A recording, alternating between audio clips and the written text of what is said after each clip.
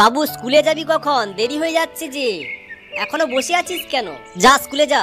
আমি তো বলছি স্কুলে যাব না, আমার স্কুলে যেতে ভালো লাগছে না, তুমি আমাকে জোর করবে না। স্কুলে যাবি না? বল বল, স্কুলে যাবি বল।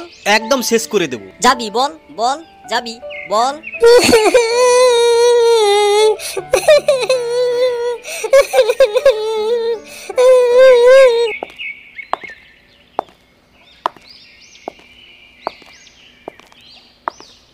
মা, ভালো পড়াশোনা করবি, পড়াশোনা করলে সকলে ভালো বলবে। স্কুলে গিয়ে দুষ্টামি করিস না কিন্তু। হ্যাঁ মা, আমি ভালো পড়াশোনা করব, দুষ্টুমি করব না।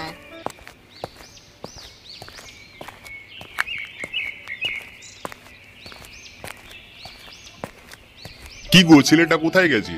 স্কুলে গেছে না স্কুলে যায়নি? না গো, ও স্কুলে যায়নি, ওকে আমি মেরেছিলাম। ও বাড়ি থেকে বেরিয়ে যে কোথায় চলে গেল, আর ফিরে আসেনি।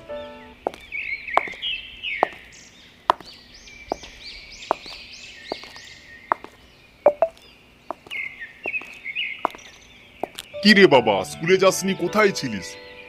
এতক্ষণ কোথায় ছিলিস? সকলে পড়াশোনা করছে, তুই মন দিয়ে পড়াশোনা করবি না? এরকম করলে হবে?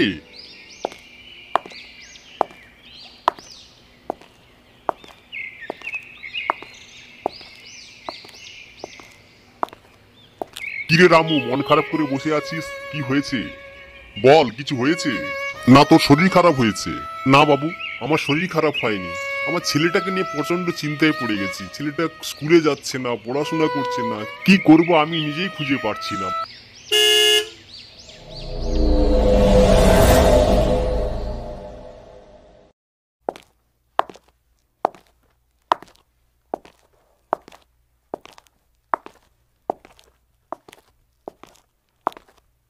বাবা, আমি চাকরিটা পেয়ে গেছি। আমাকে বাইরে যেতে হবে, না গেলে বাবা চাকরিটা হাতছাড়া হয়ে যাবে, আর হয়তো চাকরি পাবো না।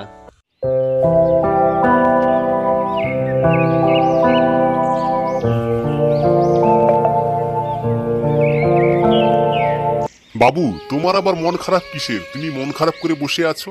তোমার তো মন খারাপ করার কোনো কথাই হয় না। ছেলে চাকরি পেয়েছে।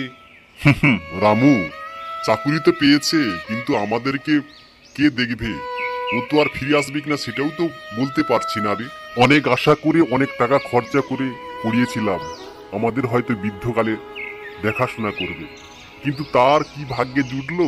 তোর ছেলেটা দেখেছিস আজ পড়াশোনা না করে তোদের কিরকম সেবা করছে, যত্ন করছে বল? শুধু পড়াশোনা করলেই হয় না, বৃদ্ধকালে বাবা মায়ের সেবা করতে হয়, বাবা মাকে দেখাশোনা করতে হয়।